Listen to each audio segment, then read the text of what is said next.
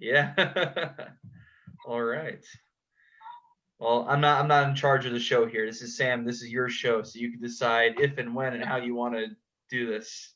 Sure. First off, thanks to, thanks Josh, thanks Omer and Rabbi Kurtz. Obviously, it's good to kind of keep this going in the winter, and with the light of the menorah kind of dwindling, like the last night, we're gonna have a like a Sudas Mashiach. They have like that last. You remember in for Sukkot, like the last Torah. So we'll dive into a little Torah about Hanukkah, and then close it out with a bang. All right, Omer, want to take it away? He's going to sing Megillah for us right now as the gates are closing. Yeah, exactly. But I'm not going to do this one quite at the speed that I did the last one. So, I heard a few thoughts from someone else that I want to share because I found them interesting, and then I'll go into what I was preparing for this particular Chabura. We did a family game night with the Young Israel crowd earlier, and not today, it was last week, I mean. And he said, kids, go open up Bereshit. What's the 25th word in Bereshit? It turns out, or. Right?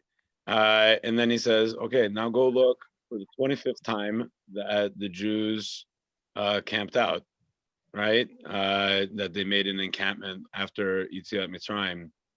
And apparently there's these remises, right, to Chanukah, right, 25th, relating to Or and where the Israelis were camped. So I'm going to give a little time for you, Rabbi Kurtz, to go and look and see if you can find the 25th encampment and what the connection might be. Probably not going to find it, so don't wait for me. Okay. But if somebody wants to go take a look while other people are speaking, I found it to be a really interesting remazim that he was bringing down.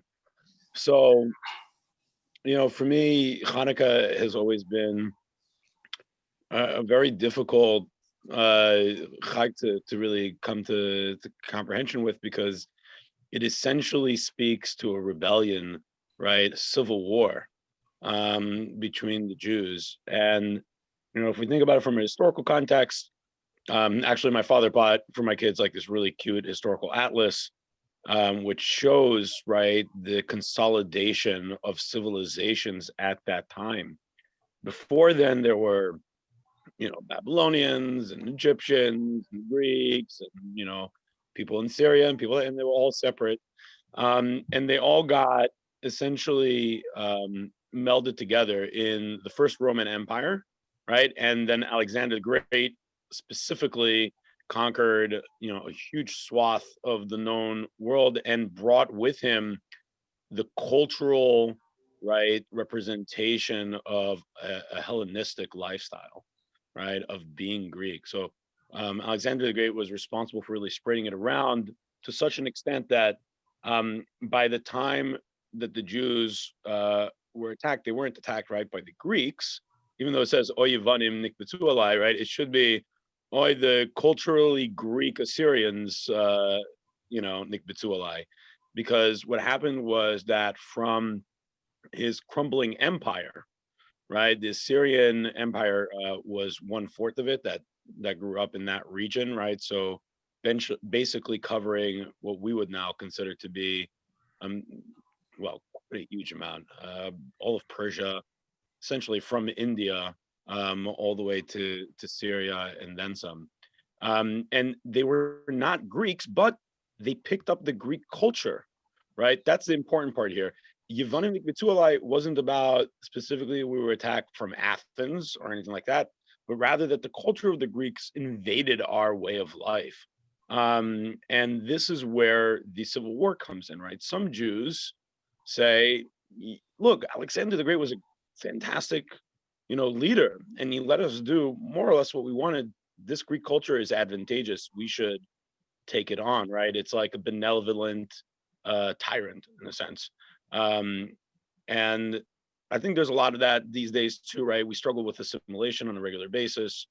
And Hanukkah does represent for us being culturally separate, right, from the Greek culture, from other cultures, and really being unified in our vision of what it means to be Jews. So we always read about Yosef now, and Yosef represents for me that real, the first Jew, right? As we consider the evolution of Judaism, starting with Avram, right, and Yitzhak and Yaakov, and Yitzhak having, being the perfect man, never to leave Israel, right, and Yaakov, Yosef is the first tzaddik because, right, he's in Egypt. He lives in Egypt. He lives in the culture that is not Jews, and he exemplifies for us, right, what it means that it's okay that we're not necessarily, we can be amongst the Greek culture, we can be amongst the Christmas lights and the Christmas tunes that are out there.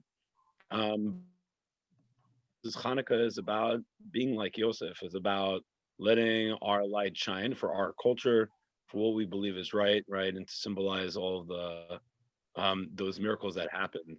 I could go on for another half hour on it, but I think maybe that's probably enough to kind of share. I'm sure I've read a few articles about how Yosef is related to Hanukkah. There's a few other interesting connection points that people make. For some reason, nobody talks about the obvious one. I'm not sure why. And there's one last thing I'll say that's, I'm not sure how to connect it, but maybe next year by the time I'll bring that thought together, right? We really put our menorahs out there through the window to be seen by the outside world, right? To be shared. Yosef has this moment where his father saves him, right, from Potiphera by coming as a vision through the window. And those are kind of similar concepts where the window for us, right, the outside culture is what we're shining into. And for Yosef, the window was where his father's culture shined into from the outside in. So kind of the inverse there. That's all I have, guys. But I hope it was a little bit interesting here and there. Did you manage to find the 25th, the 25th time they camped? Oh yeah. I don't know if it's that one. Is it Makelot? No, I don't think so. Is it Harada? No. Is it It has to do with Tachat? It has to do with the Hashmonaim. I'll find it for you. Oh, Give me a minute. Chashmona. Oh, it's 3 later. Oh, that's cool. Kashmona. Very Oh, good. Hashmona, yeah. Hashmona is the 25th, yeah. Omer, I was thinking, I kind of had this association as you were talking about, like the lights in the windows, that Hanukkah could be about our light shining outward. So I think in the Beis Hamikdash, the windows of the Heichal were small on the inside, and they were kind of wider on the outside, so that the message was that the Or Hashem would go forth to the world. So in a kind of a similar association to the message you just shared. Yeah, I struggle with that a little bit. I was going to talk about the windows also, except that the menorah wasn't there. The menorah was inside where it couldn't be seen. So, right? So the menorah, meaning the light of the menorah, the message is that it through those windows it shines to to the rest of the world. It was in the Heichal. It's definitely there.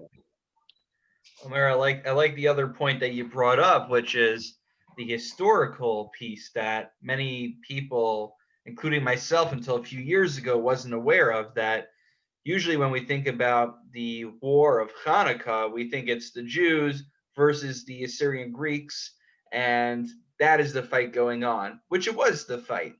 But people don't realize, because we only read the Gemara, but historically there was infighting among the Jews themselves, which is, I don't know if you could call it a civil war, but there was literally fighting going on among the Jews. There was much more than just a culture clash. Perhaps it came from that culture clash. When I took classical Jewish history in my first semester of YU, that's, I was blown away when I learned that, because every time when I was brought up as a kid, the story I was told from preschool was essentially the Yidden were learning Torah, the Yevanim came and they said, no more learning Torah, no more Bris Milah, and then the Yidden fought back, and now we can learn Torah, which when you read, when you read the Al Anisim and you read the whole prayer, it's B'mei Matisyahu. That's what it sounds like. But many times the threat isn't from necessarily from outside, but it sometimes can be a more subtle threat from those who identify as part of the camp and can very like the Erev Rav. They sneak into the ranks and they cause destruction from within as well. So we have to be on our guard from the outside, like you said. How do we interact with the outside? But how do we also regulate what's inside the home, not just what's outside the window? Yeah. And I think Jews struggle with that, right? We have so many different nusachim and different ways of doing things. We're so used to being different from each other, but there's some aspects that we have to be unified on. I think Hanukkah exemplifies, right, the core of what we need to stick together on. All right, wonderful. Yasher koach, Omer. Like that. Very nice. Next time we'll send out little packets of jerky for you guys. Nice. Great. All right, Josh, what do you got for us? All right, cool. So I put something together. Hold on. We're down 2 speakers, so take your time with it. Don't worry. Okay. So feel free to interject. All right. So what I put together is, what is Hanukkah and what are we in fact celebrating? And what's interesting is on Hanukkah, we're celebrating the light of the oil, right? That's what everyone's talking about, that it lasted for 8 days. It was really one. So as you all know, the Greeks, right, the Yavanim, they contaminated all the oil, right? When they entered the Beis HaMikdash. But after the victory of the Chashmonaim, they searched, right, and they found a Pach Shemen, which was the sealed with the Kohen Gadol seal. And that miracle, and that was supposed to be only good for 1 day, and it was good for 8. So after this was established, the following year, the lighting of the menorah lasted for, we established Chanukah, which was lighting, the menorah for 8 days. But the real question is, why is there no reference to the military victory, right? There's only I mean, like we're lighting the menorah. We're saying that that it lasted for 8 days, but where's that reference for the huge military victory? I mean, there's a small band of Jews, right? And we conquered the largest and strongest army at the time in the world, on the planet. Huge victory. So we know in Al Anisim it speaks about it, right? But I was listening to Avi Block had something interesting on this, and there's a lot of hidden svarim on this. I think Maccabees 1 and Maccabees 2, and there's a lot of interesting books that talk about the actual military victory and how big it actually was. So, but my point is, there seems to be a big, what is it? Is it the lighting of the menorah, or is it the 8 days that we're really like talking about, or is it the huge military victory? Mm-hmm. Physical and spiritual, right? Physical is the victory, and the spiritual is really the menorah. So if you think about Pesach, right? Pesach is the physical of what do? We left Mitzrayim. Purim, what's Purim? Purim is remembering that Haman wanted to kill the Jews. Right? So the Gemara refers to Chanukah as purely a spiritual mitzvah. Right? And why is that? Why is the Gemara talking about only the lighting and the spiritual, but doesn't really reference the military victory? So why is that? So the Greeks, what do they really want? The Greeks wanted to convert us. They wanted to take away everything. They were all physical. That's the Greek way, right? That's what they wanted to do. Just take everything physical, take all the spiritual out of us. So the beautiful thing is that we're celebrating that victory in a spiritual way by lighting the menorah, which resembles really both the physical and the spiritual. So I found that interesting, because I never thought about it, like you were saying, or Chris, you were saying before, like you learned in preschool, I always focused on the, you always focus on the lighting of the menorah, but there's really no, like, we don't really sit down and have like, I don't know, you would think you have like a huge meal and you're supposed to have like a huge, like, thing just to, it's just such a huge military victory that, anyway, I found that fascinating. Yeah, it's funny you bring this up because it's similar to what I was researching also. What I found so interesting, and we've already learned the Gemara in Shabbos, my Hanukkah, and it talks a lot about the candles and the mitzvahs neri beito and mahadran, mina mahadran, Beit Shammai, Beit Hillel. If you look at the two things, if you look at the bracha, right, it's lahadlik ner shel Hanukkah, which is a throwback to the actual mitzvah of Neros Hanukkah, called Neros Hanukkah. The actual mitzvah is lighting one candle every night. Right. Which is essentially that actually is the mitzvah, right? I mean, you could technically get away with like lighting one candle, right? And like if that was actual mitzvah, the way it was practiced, and we didn't do the hidur of lighting, every person in the house their own menorah, or lighting for 8 days, each, a new candle, each night. I'm like looking at my menorah. So if we didn't do that, then we just had like a Kwanzaa thing, like just like a candle. I don't know. I think like there wouldn't be such like a strong connection and like correlation in our minds of the miracle of the oil lasting for 8 days and the mitzvah of lighting of a Hanukkah candle. Yeah, that's interesting. Wow. That's your call, Josh. Unless you had more, was there more that you wanted to share? Was that the no, that's what you reminded me of was the Rambam, I think, is the locus classicus that everyone points to, where he really emphasizes the military victory. right. But until that point, you don't really see in the halakhic literature, at least, you don't see them really going off talking about the military victory. But especially nowadays with Zionism being a big part of the Jewish narrative, so I would say some people even, they grow up thinking that the military victory was the most important part, and then the oil was like this little prop that got thrown into the plot for some reason. That's cool. Yeah, so it's if someone comes from a secular Zionist background, that's the Iker and the oil's the Tafel. So it's interesting how that gets flipped. Yeah. I always thought of it was like a hook. It's kind of like Pesach, like the kids like, why are we lighting a menorah? What's the significance of the candles? Oh, well, there was a miracle. The oil lasted for 8 days. Wait, I don't understand. What oil for what? Oh, there's a menorah we used to light every day. Well, why wasn't it lit? Did they like misorder? Somebody forgot to like, go bring the oil and it lasted. No, it's like there's a reason. And then you get into the story of the battle and everything else, and you get to the real meat and potatoes, right? It's like it's meant to instigate a thoughtfulness about, if we just put up like a Israeli flag banner, it'd be too direct. Jews need a more thoughtful approach to like draw them in, maybe. Yeah. Yeah, and I think that's part of the important message is that the you can't just talk about the military victory on its own, because then that's just basically secular Jewish nationalism. If you don't have the spirituality, you don't have the oil, then it's like any other nationalistic, ethnocentric group. But the idea is that there's a level of divinity that motivates our decisions and what we choose to do as Jews.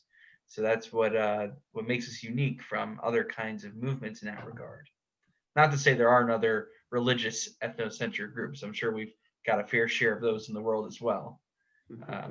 We know to different degrees. Sam, Right. Sam, did you share your Dvar Torah already, or was that just a har on Josh? That was part of it. Okay. kind of like springboarding from this. I'm really glad that Josh brought something. It kind of seems like, it's it's kind of the theme of the night, the narrative of like, trying to learn about what's like the mahut, what's the real nature of what we're doing here, and what we're really trying to celebrate. So kind of along the lines of my Chabura from a few months ago. So I'm really, my big project now is I'm really trying to understand the kavanos behind like, the mitzvahs that we do. And yeah. Right. I remember you asked, did you ask, was it Rabbi Ross or Rabbi Ezra Schwartz? You asked a question during his shiur that I thought was relevant to your Chabura. Was that it? That was it. I think. Are you going to share it with us? I'll probably, I think I wrote that down. Yeah. Okay, great. Yeah. I asked like, I asked. So, okay. So anyway, so I'll bring it up later. So I'm interested in like, there's concepts of mitzvahs, tzrichas, kavana. That when you do a mitzvah to be yotze, actually the yotze mitzvah, lechatchila, obviously, I think we possibly you should have the kavana, the correct kavana in mind. If you don't, it's still okay, but ideally you should. So what's the kavana behind lighting the candles of Chanukah? So first of all, take a step back, that it's a mitzvah d'Rabbanan. So nowhere in the Torah does it say, even though it says yes, vayiseu mechashmona vayachanu, whatever. So there's might be hints to it, but it doesn't say, it's not a mitzvah in the Torah. So it's a mitzvah midrabanan, that the Chashmonaim constructed and that we celebrate for all time. So on Josh's point in terms of the sources, so I was like also very interested in like where is like the oil mentioned? What are we celebrating? Are we celebrating the oil? Are we celebrating a victory? Are we celebrating something else? So a few of the primary sources, Josh, the Ala Nisim prayer doesn't mention the oil. It says, right. I forgot that. Right, exactly. That's so interesting though. But yet the Gemara references just the oil. I'm saying like it's very interesting. Sorry, go ahead. Oh yeah, I think the Gemara mentions the oil, but like in the Iker way, and the Tafel was that we were menatzeach, that we won and we came back and we lit, and the oil lasted for 8 days. So yeah, so Ala Nisim says we came back to the temple, we cleared it out, we made it tahor, and we lit the hidliku neirot b'chatzor katshecha. So we didn't light it in the temple, we lit it in the chatzer. And they established 8 days of Hanukkah. The Book of Maccabees, like as you referred to, this whole thing. They had the war. They came back. Vayachogu et Chanukah Mizbeach. They celebrated the dedication of the Mizbeach for 8 days, and they brought Olo. They were all very happy. And Judah Maccabee commanded that we celebrate the Chanukah HaMizbeach on the 25th of Kislev for 8 days, with Toda and Hallel Hashem. So it seems that Hanukkah, we're in Book of Maccabees, is really kind of based in a Chanukah, a dedication of the altar. The Megillah Antiochus, I tried to find the original Aramaic, but yeah, it says Al Kain Kimu b'nei Hashmonai Hadain Kayama, that the Hashmonai established. 8 days, Tamanya Yomin, 8 days, Chadva V'Yikar, celebration, La'adlaka Bahon, to light on them, Lahoda'ah. So not Hodah in the sense of thanking, but more of like a commemoration, that we were saved, Lamandi Yesim Basrehon, Are Avad Lahon, Allahahon, for Kanam in Shemaya, that we were saved, that God saved us. And I think it was in the Megillah Antiochus, it also talks about the miracle of the oil. That's kind of like the aberration there. And in Antiquities and Josephus also, he doesn't mention the oil. He says that they came back and they restored the sacrifices, and they were very glad at the revival of the customs. They made it a law for posterity. They should keep the festival celebrating the restoration of their temple worship for 8 days. So it seems like, from kind of reading these sources, that they also, the Iker is the restoration of the temple. So we kind of have 3 different levels. We have the lowest level is the oil celebration for 8 days, and then the middle level is the victory, and the highest level is the restoration of the temple service. So I think the victory and the temple service can be kind of grouped together, because you ask, why are you fighting? You ask Judah Maccabee, well, what are you fighting for? Yes, it's, the Greeks are occupying our land, but really we're fighting for, to serve Hashem, to serve our God, in the ways that our fathers have done it and our grandparents have done it, with service in the temple, and they had the temple. It was just defiled, and it was turned into a pantheon. So yeah, so I guess kind of like thinking on my own, like what it is, what we're celebrating. So the name of the holiday itself is Chanukah. And really kind of like at the pshat level, Hanukkah means dedication. The book of Maccabee, it even explicitly says that the holiday is Chanukah HaMizbeach, to celebrate the Mizbeach itself. Also, we read the Parshios of the Nisim on Hanukkah in Shacharis when we have shul, who were part of the dedication of the Mishkan. We read it this week, don't worry. Yes, excellent. Your Yaitz designed the Kehillah. The Chovas at Sibor, so it works for everyone. Great. And also like, and again, like, the baseline mitzvah is to light one candle, each night. The lighting 8 nights lighting for 8 candles is a hidur. So it really kind of makes you think, well, is the miracle of the oil kind of have, is it really that important to the holiday?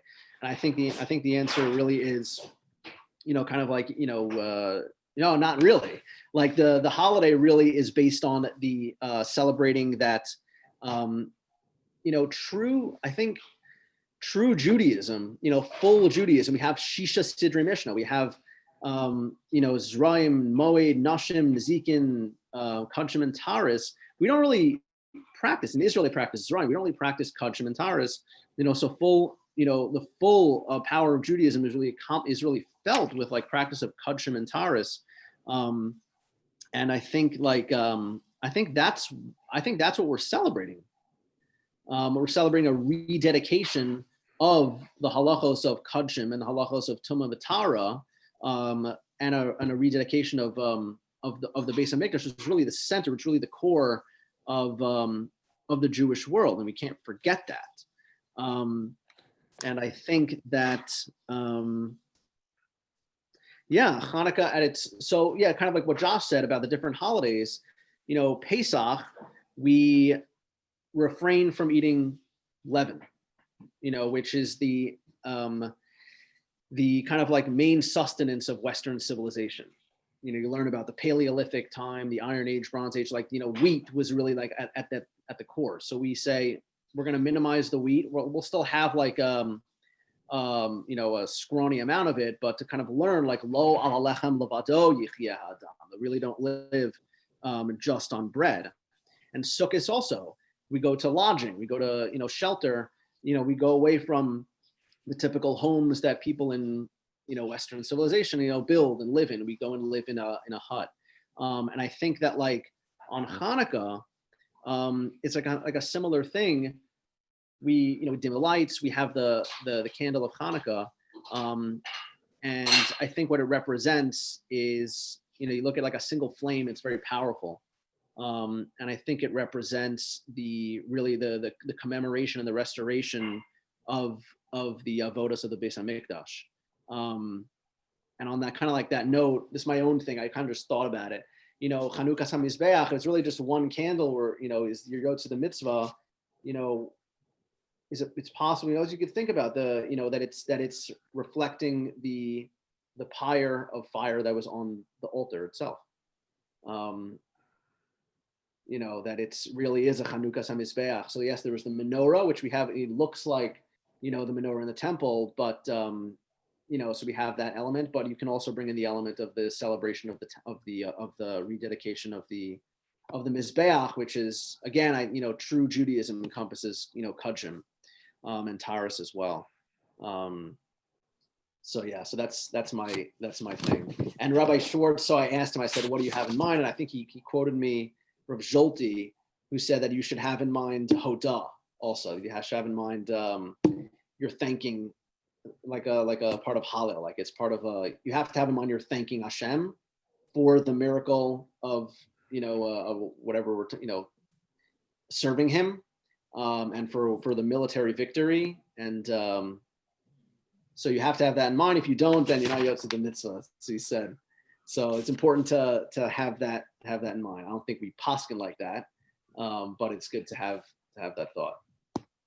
Wow, Yasher Koach. That's I'm glad you're able to get that question into him. It was Kedai to bring him in just for that. But okay, has anyone who wanted to share Torah but hasn't gone yet, has everyone been able to share? I'm not putting you on the spot, but Daniel, was there anything you wanted to say? I know we didn't officially reserve you, so. Yeah, nothing from me. Okay, that's all good. Listening's good too. Thanks for being with us and giving us half a minyan. That's good too. All right, so I'll share a little bit of something. Nobody was on the Wednesday night class, the non 10:30 shear. Apparently there was this 10:30 class that took place before I ever came here. So they recruited me last night to give a shear. I'll give you the bottom line takeaway, which I think is a nice idea about Chanukah. So it saves you from coming to an hour shear. Instead, you'll get it maybe in like 5 to 10 minutes. How about that? So it saves you a lot of time. I'm pretty sure most things that people in my line of work do can be taken from an hour to 10 minutes. I know Omer's happy about that. All right. So I have a question. Rabosai, is playing dreidel mutter? Is it mutter to play dreidel? I hope so. On Shabbat or just in general? Good question, right? Because games on Shabbos. So in general, on a typical night, like right now, on Yes. Hanukkah. With money Forgot. or with like chocolate? Very good. What's the potential issue with playing dreidel, Sam? I think that's what you're getting to. Misachek bekubia. What was that? Misachek bekubia. Very good. So, right, the Mishnah Sanhedrin says that there are people who are disqualified from serving as witnesses in a beis din. One of them, the first one mentioned in Mishnah, is Misachik Bekubia. And then also people who are Mafriche Yonim, not Yevanim, Yonim. You might read it as Yevanim in there, but it's not a Chanukah Mishnah. So those who do pigeon racing, essentially like betting on horses. So there's a disqualification for people who gamble. So wait a minute, what about dreidels? Playing, especially if you want to play with money, shouldn't you now be disqualified from serving as a witness in a Jewish court? It's a good question, right? The halacha is regarding people who make their living through gambling or people who gamble at all. Very good. So it depends. There's two reasons that are given in the Gemara why gambling is prohibited. See, this is why we're going to move much faster than the other shear, because you guys know all the stuff, all the material already, so we can speed right through it. So number one issue possibly is esmachta, that it is a form of pseudo theft. When I bet on the horse races, I'm fairly certain that I researched the horses, and I know that I'm going to win that race. I know my horse is going to pull through. When I lose in the end of the day, and I give you money, you extracting that money from me, we can't call it theft really, because I agreed to the conditions that were stipulated. I knew there was a chance I'd lose, but since I didn't think I was going to lose, there's a lack of gemiras das. There's a lack of full consent on my part. So gambling, when you take money from someone when they lose a bet, it might be a form of pseudo theft, enough to disqualify someone from being a witness. But I think of it. Yeah. Sorry, but Not at all. I'm thinking of I'm thinking of it more like an investment. I'm not saying gambling is an investment, but I'm thinking like you put money into a building, right? Mm-hmm. The building goes, but you're expecting a return on that. Is that the same? I know it's not exactly the same thing as playing dice, right? But there is the issue. There is a separate thing called heter iska, which we have to do if you want to invest with a Jew, but then there's issues of getting interest, because in theory, when you invest in something and he gives you money back for having a stock, it's like you're basically getting interest. It's like ribis. So that's a separate issue. But you're saying, what about the stock even with market? a guy? I'm saying even with a guy. So you're saying the stock market in general is gambling. Stock market, but investing in a building, like we don't know, or maybe a certain neighborhood is not gonna, you can lose your shirt, like God forbid someone can lose their, So I'll tell you. I think it's fine to say. I think it's fine to say none of the Wall Street bankers should be Adam. I'm in.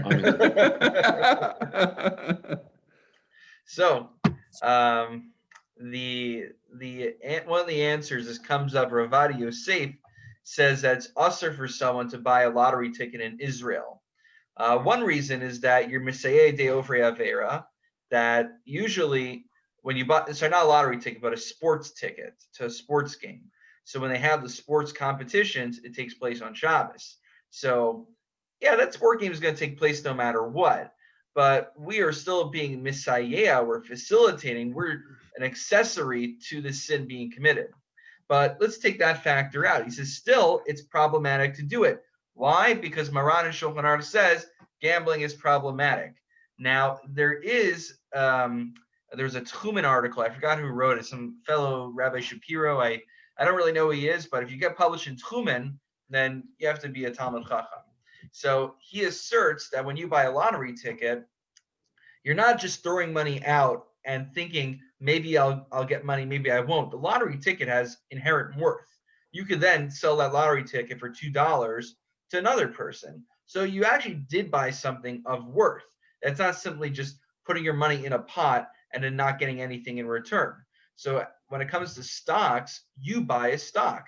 A stock, I don't know, $50, however much it's worth, it has worth that I can go and sell to somebody else. I hope I'll get more money from it. So that's one of the heterim around. That's interesting. Yeah, so that's one of the heterim around investments and stocks. But I don't have as much of an expertise in Choshe Mishpat, but offhand, I think that's one of the answers given. So, but then the other issue with gambling is not that it might be theft, but that you're not osek b'yeshuvo shel olam, that you are not a productive, contributing member of society. If instead of working your 9-to-5 job as an accountant, which, to some degree, that's an honest living, hopefully, that you're making, you're just at the casino all day hoping to make money off that. That's not an honest way of living, or at least it's not a productive way of living one's life. And we wouldn't exactly call you a contributing member of society if that's how you, if that's what you're promoting. So Omer's question was, wait a minute. So what if it's just what they call these days, my side hustle? What if my primary job is I'm an accountant a day, and then I go to the slot machines afterwards, after work, before I go home? So it depends. There's a nafkamina based off these two reasons. So if I say the issue is gazel, that it's like gazel, then it doesn't matter. It doesn't matter if it's my full-time job. It doesn't matter, if I'm an accountant during the day and then I rob someone's house in the evenings, right? So it's like the opposite of a vigilante. Instead of being like working as Bruce Wayne during the day and Batman at night, you're the thief during the night instead. So whenever you steal, that's problematic. But if the concern is that I'm not osek b'yeshuvo shel olam, that I'm not a contributing member of society, then if my full-time job is a normal job, I'm a productive member of society, and I just happen to like gambling here and there on the side, then that would not disqualify me from serving in court. So maybe one way around the issue of dreidels is that most people don't make their living off playing dreidel. I was watching, there is this thing today where people used to dream that they could get paid money for playing video games, and now there's something called Twitch where people stream their video games, people watch, and they donate to it. I don't actually watch these things so much. I don't follow people on Twitch. I don't have it, but apparently Ocasio-Cortez went on there and did a fundraiser on it. People were watching her play a video game. So it's a big thing now. So why do I bring that up? Oh, because people don't now. Maybe someone will think, oh, if I can play video games and people will pay money for me to play video games, maybe I'll make money off playing dreidel as well. I mean, I don't think that's so exhilarating. But then again, we used to have a bingo club at the shul and people really enjoyed that. So, it's not a far cry. Rabbi, I just Googled it. There is a professional dreidel league in New York. Someone gets paid to play dreidel. So there you go. Okay, there you go. So the question is, maybe those people are disqualified from serving as witnesses in a Jewish court. I wonder what the professional way to spin a dreidel is. They have to test to make sure there's no weighted dreidels. That your dreidel will land on Gimel. It's gonna land. It's so that's the question with it. So I want to just show you guys something from the sheet. This source is worth seeing inside. If you go just here at the end, can you guys see the screen share? Yeah. Okay, so first of all, So you know how in the kind of like the modern Orthodox intellectual world, everyone loves the Aruch HaShulchan. That's my impression. At least like all my friends went to Gush. They like reading Aruch HaShulchan because Mishnah Berurah, that's accepted as normative halacha. The Aruch HaShulchan, he's like has some leniencies that you might not find in the Mishnah Berurah. So they always love touting their Aruch HaShulchans. See, the thing is, little do people know, Aruch HaShulchan also had really, really sharfa musar that he used to give, and the thing with modern orthodoxy also is that we don't like to hear musar. So I find it funny that those same people like learning Aruch HaShulchan. I'll give you an example. So Aruch HaShulchan says over here that when it comes to Chanukah, there's a mitzvah to have a suda. I think Josh, you brought the idea of a suda. So there is this idea that's mentioned in the Ramah that one should still try to have a suit on Hanukkah, even though it's not obligatory. What was that? I said interesting. Yeah, there is this idea, even though it's not obligatory. He says, Yeshlomar shiros v'sishpachos ba'asudos. One should have meals where they're singing praises to God, and that is a mitzvah. It's a suit. One has a sudas mitzvah on Hanukkah. That's so interesting. But then look what he says. Avol hasochim beklupin, those who play cards on Hanukkah. On Shinrav, their sin is very great. Ubavonosenu harabim. I always tell them for my my Monday night class, I get a lot of like the retirees who they didn't learn a lot of halachic literature in the past. So I always tell them when you see the words ubavonosenu harabim, you know you're in for a treat. In the multitude of our sins, this pashto negatzaras hazeb beis Yisrael, this negatzaras, this affliction has spread through the houses of the Jewish people. I don't know what the heck was on these cards, by the way. They may have just been regular playing cards for all I know. Maybe it was Yu-Gi-Oh! Maybe it's Magic the Gathering. I have no idea. Oy lanu sha'olsa b'yameinu kach. Oy, woe is to us that it has come up in our days. You know, whatever is like the issue of your generation is always the biggest issue in all the generations of Judaism. The kama minia verus tlios bezeh. Think of all the sins that come from playing these cards. Again, I just keep wondering what is in these cards. V'hura chum yichaparavon. And anyone who can get rid of these cards, you'll be rewarded for that. God will reward you for it. So there are people who are spending time on Hanukkah instead of singing Mo's Sore on repeat the entire meal. I don't understand what you're supposed to do. Like, there's only so many Hanukkah songs out there. Yeah, you didn't have the Maccabees yet, or all these a cappella groups. So, by the way, I saw someone. I think it was Ashley Blaker. He's one of these comedians. So he said, God punished the Jewish people that 3 times a year they shouldn't be allowed to listen to regular music, and that they should be punished by listening to a cappella. The 3 times a year are Sfira, the 3 weeks, and Hanukkah. So that's I couldn't agree more, especially me being more of a classic rock metal person. It's whatever, I'll leave it for another time. But the beer halacha live a cappella is okay during the 3 weeks. What was that? Live a cappella is okay during the 3 weeks. You see, now we have someone who's very from over here. So in the yeshivish world, at least, they take Ramosha Feinstein's approach. Now, I don't think Ramosha Feinstein would have approved of the acapella because they're really having all of like the fun acapella music defeats the purpose of not listening to music. But Ramosha Feinstein distinguished between recorded vocals versus instrumental. So there you have it. That seems to be prevalent in the frum world. But thank you. So the same thing also comes up in the Bir Halacha. He says also, Bavonoseno Rabim, Yesha Nashim Tachas Mirs Ishbachos, Shroy Lahala, Shemis Barcha, Nizish Asalanu, Hey Marvin Bischoka Krotin. They're playing cards all day. So apparently there's this issue of people spending time playing games. Now, the question is, one might be tempted to say, well, if wasting our time playing games is looked down upon by all of the Gedolei HaPoskim, what makes dreidel that much better than playing Magic the Gathering? Arguably, Magic the Gathering, at least, you're using strategy. You have to use your mind for it. It sharpens the mind. But dreidel, there's literally no strategy to it. It's like bingo. I think I never played bingo, but from what I'm told, bingo is no strategy. I don't understand the thrill of it for the life of me. But the Piskei Teshuvos, doing what he does best, quotes it for us some of the opinions on the Achronim that disagree with this trend against cards. Now notice they don't criticize dreidels, they criticize cards. Why do dreidels get a pass? Why is that form of recreation okay? So he says over here for our friends, for our fans of Hasidus, that when you look at the Sivivon, when you look at the dreidel, it has the 4 letters that are written etched into the different sides of it.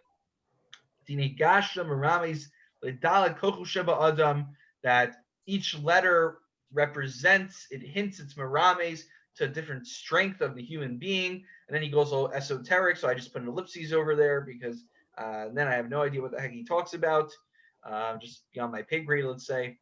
And then if you look at the footnote, Sheba footnote, I think we're already, because the Mishnah Brura is a commentary on the Shulchan Aruch, and then the Piskei Teshuvos is a super commentary, I guess you could say, of sorts. So this is a super commentary because the footnotes on the Piskei Teshuvos, which are like footnotes. So in the Piskei Teshuvos footnotes, he says, even the Chassam Sofer, Schuso Yagin Aleinu, Kim and Hangin Shal Yisrael V'Sichik Be'echem Elias Chanukah B'Simon Shal Kesser Shiloh. Even the Chassam Sofer, he would spend a little bit of time playing dreidel on Hanukkah night, which is really funny because when you open up the Hamadiyah and you look at the community section, at least last time, a few years ago when I looked, I don't really see many pictures of Gedolei Yisrael. Think of Rav Eliashiv Zatzal or Moshe Sternbach or Herschel Schechter. You're not going to see Herschel Schechter spinning a dreidel. He's going to be learning Torah. He'll be learning maybe the sugya about dreidels, but he won't. Maybe with his grandkids. So maybe. So, okay, good. So maybe, perhaps, like Sam is saying, along the lines of the Kleisenberger Rub. He says, not only is it an issue of inappropriate activities on Hanukkah night, but also it's not an issue either of gambling, of playing dice, of being Mesachi B'Kubya. The halacha psuka she'avu bno hasmuchim al shulchano leika iser. Like Sam said, playing with the family might be a little bit different because when I play together as a family with my brother, with my parents, with other members of my family, there's no issue of esmachta. There's no issue of gambling because family isn't makbid on one another. If a few extra dollars go to my brother, I have Gemir Stas on that. I'm okay. I'm happy for him to have a few extra dollars in his pocket. When Marissa and I, we went to visit our family, her side of the family over Hanukkah, she asked her mother, can you buy a gift for me that I can give to my niece? I'll pay you back for it later. But as you can imagine, Marissa's mother said, no, it's on me. You're not gonna reimburse me for that. Because family looks after each other and family supports one another.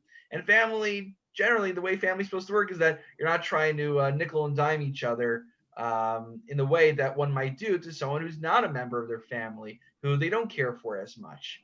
And don't ask me why, but for some reason, Ubechanukah, Misalim Bahavas Yisrael, we rectify. We were talking about before about the civil war, about the Jews fighting among each other. We rectify that with Ahavas Yisrael.